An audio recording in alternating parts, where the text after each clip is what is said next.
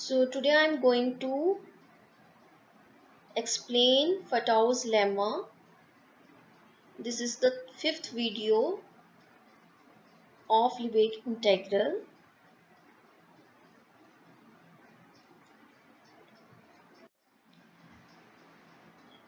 Now the theorem Fatau's lemma says let Fn be a sequence of non-negative measurable functions and Fn converges to F almost everywhere on E, then the integral of F is less than equals to the limit of integral of Fn's over E. Once again, see what this theorem says. This says if we have a sequence of non-negative measurable functions and this sequence converges to F almost everywhere on E, then we cannot interchange the limit with the integral. However, the integral of f is always less than equals to the limit of integral of fn's. Now the proof. For the proof, we first assume that the sequence fn converges to f everywhere on E. Given है our sequence converges to F almost everywhere on E. But we assume that our sequence converges to F everywhere. Why? Because at those points where the sequence is not convergent has measure 0. So if measure is 0, integral will be 0. So since the integrals over the set of measure 0 are 0, right? So we can assume that this sequence converges to F everywhere on E. Now we apply the definition of integration of non-negative measurable functions. In the previous video, I have already explained about the integral of non-negative measurable functions that for the integral of non-negative measurable functions, we have to consider a bounded measurable function, right? So we consider h to be any bounded measurable function such that h is less than equal to f and it vanishes outside a set of finite measure. Means where the measure is not finite, the value of hx is 0. So we put h to be 0 outside a set of finite measure, means where the measure is infinite, we take this h to be 0. So in that case, integral will become 0 because our function is 0. Right? Now we denote this set. Which set? All those x belonging to E where hx is non-zero. We denote this set by E dash and we define a sequence Hn of functions by setting Hnx to be the minimum of Hx and Fnx. So corresponding to Fn, we will define a sequence Hn. Corresponding to F, we are already having the function H, which is bounded, which is measurable, and which vanishes outside a set of finite measure. Right? So now we are defining the sequence Hn of functions by setting this thing. We define Hnx to be as the minimum of Hx as well as Fnx. Now just see hx हमारा function क्या है? It is bounded measurable function. Fnx functions हैं. It is a sequence of non-negative measurable functions.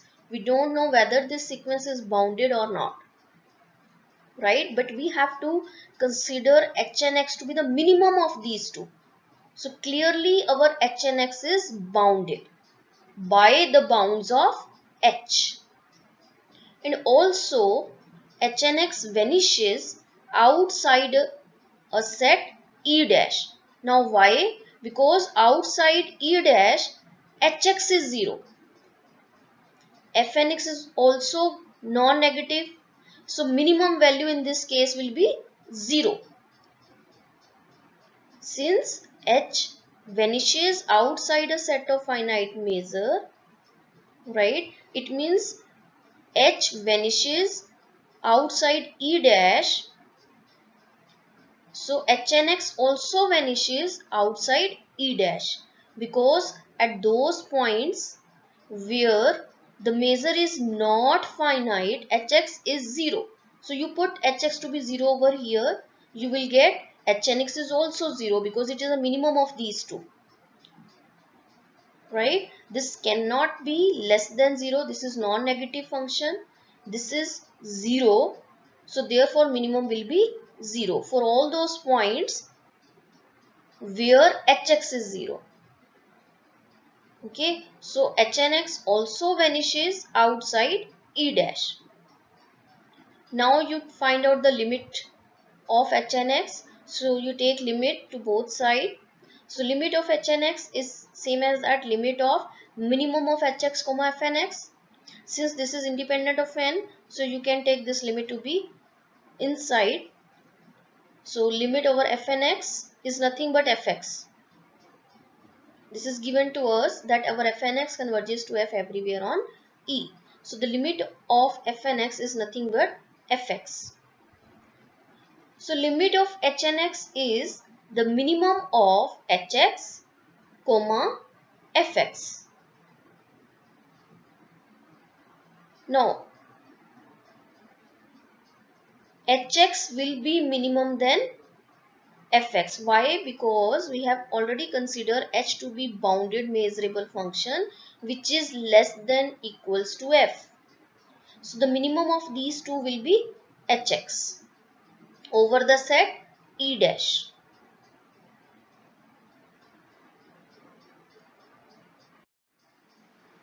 So clearly our Hnx sequence is bounded sequence of measurable functions and also Hnx converging to h on E dash. So we can apply bounded convergence theorem here. So we will get the limit of integral of Hn over E dash is same as that integral of h dash, integral of h over E dash. So this is just by bounded convergence theorem, right? But we can replace the integral over E dash with integral over E,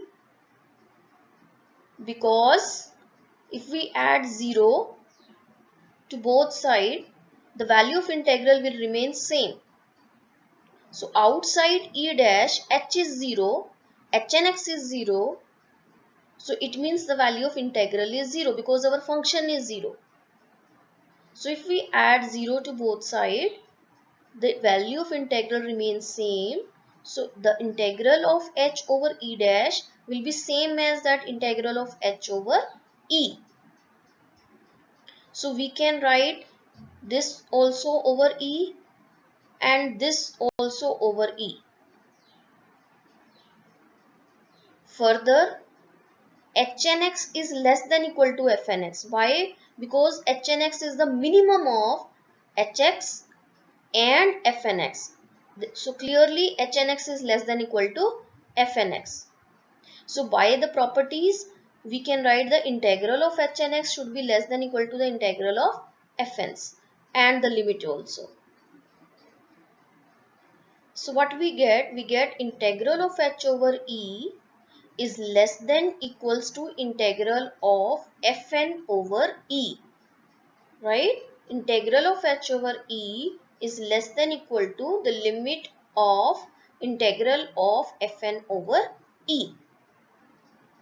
So now just see, since this inequality holds for every bounded function less than equal to f, so it is also true for the supremum of this bounded function. So when we take the supremum over all the h less than equal to f, we will get this will be replaced with integral of f over e by the definition, right? The supremum of h less than equal to f integral of h is same as that integral of f over e, and this is less than equal to the limit integral of fn over e, and this is the theorem.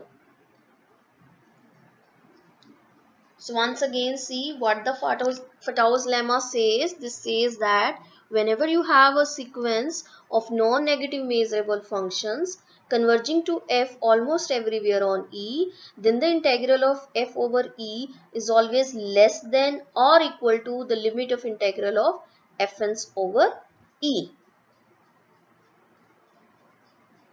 Now the remark says, if we choose fn's to be negative, then this may not hold.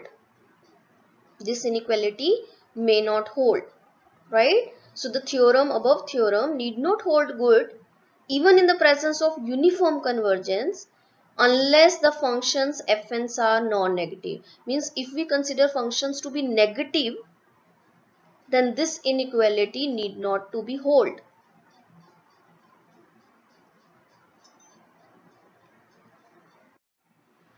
For example, if we consider a sequence of functions defined on the interval 0 to 1 on R, this will be given by, let's suppose over the interval 1 by n to 2 by n, the value of function is minus n, and rest all other points the value of function is 0.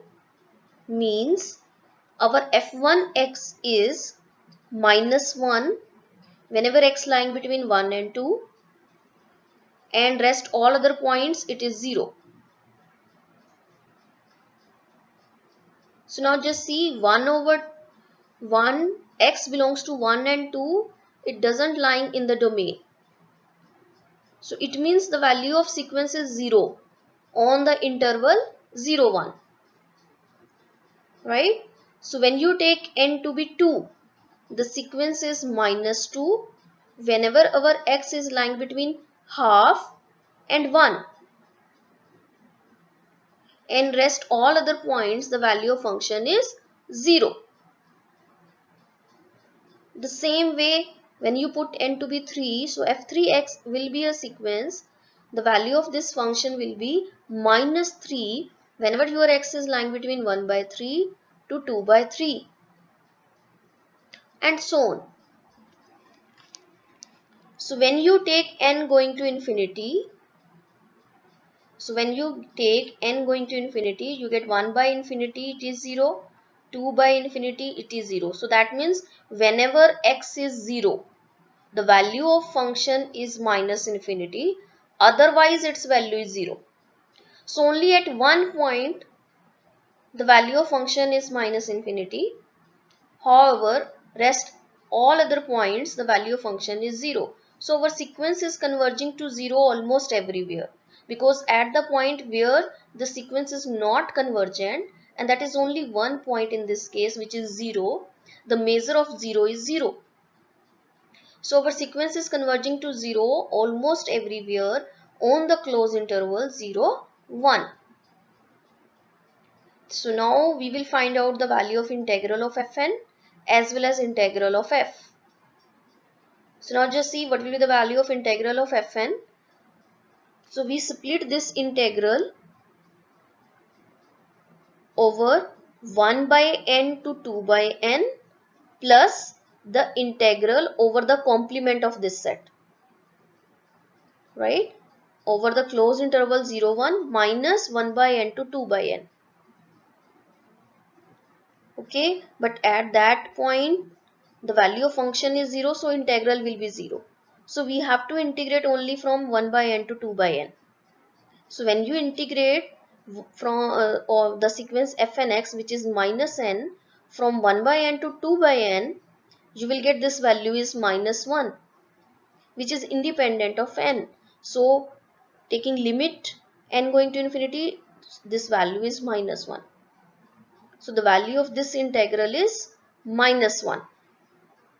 However, the value of integral of fx is 0. Why it is 0? Because fx is 0. So you substitute the value of fx over here, you will get this value is 0.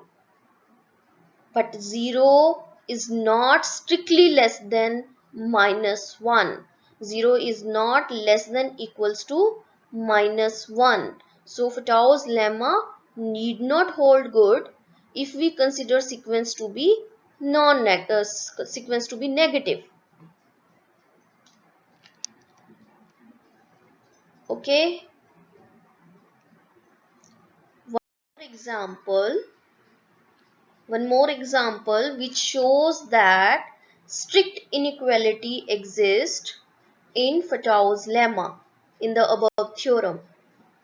For this we consider a sequence fn of functions on set of real numbers as this value is 1 whenever our x is lying between n and n plus 1. This value is 0 otherwise. So now just see what will be our sequence. When you take n to be 1, this value is 1 whenever our x is lying between 1 and 2. This or rest all other points per value है 0. Similarly, when you take n to be 2, the value of sequence is 1 whenever x is lying between 2 and 3. Similarly, at 3 and 4, the value is 1 and rest all other points it is 0. So when you take limit n going to infinity, so at x is equal to infinity, when you take n tending to infinity, means x equal to infinity, the value of function is 1, rest all other points the value is 0. So here we are considering n going to infinity, not exactly infinity. N is going to infinity, so it means the value of the sequence is 0. At infinity, its value is 1. Right? So our sequence is converging to 0. So that means our f is 0. So if f is 0, integral of f over the real numbers is 0. Now we will find out the integral of fn's over the set R. Again we split this into 2 over n to n plus 1 and the complement of n to n plus 1. So we write e1 as n to n plus 1 and e2 as the complement of n to n plus 1. Right? So integral of fn over e1 will be what? You substitute the value of function. This is 1. When you integrate from n to n plus 1, this value is again 1. And this is 0. So 1 plus 0 is 1. So now in this case, the value of integral of f is 0 and integral of fn is 1. So 0, it is strictly less than 1, which is true. So this example shows that there exists strict inequality in Fatau's lemma.